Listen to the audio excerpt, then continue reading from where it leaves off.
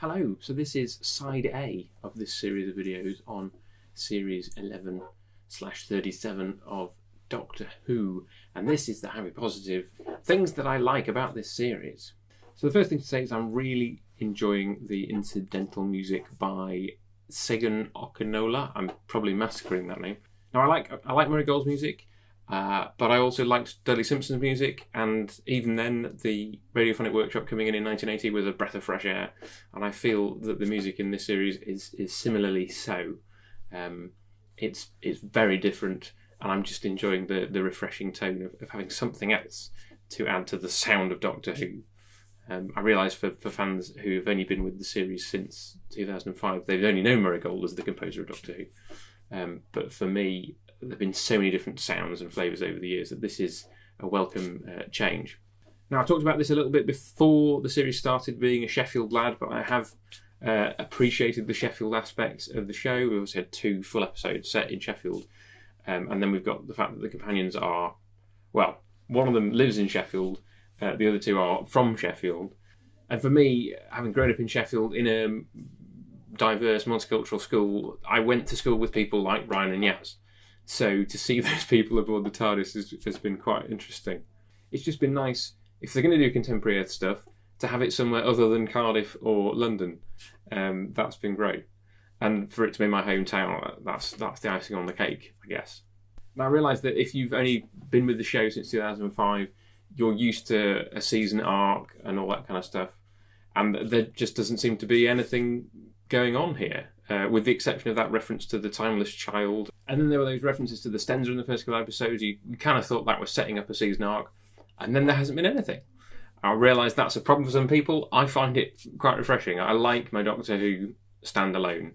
I like being able to dip in and out. That was the way that I grew up experiencing the show on VHS. You didn't really need to know what came before or what went after in most cases, and that was lovely. And I'm appreciating that about this series. Leading on from that, I'm also appreciating the Hartnell-esque aspects of this series. Well, not just Hartnell, the way that it has evoked other eras of the show.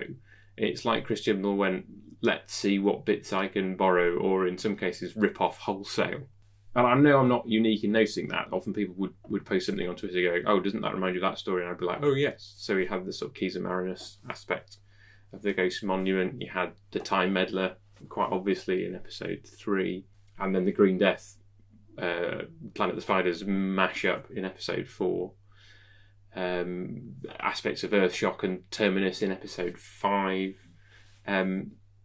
So that was quite nice. And then randomly a Babylon 5-esque type alien Demons of the Punjab that came out of left field, but that was quite nice too.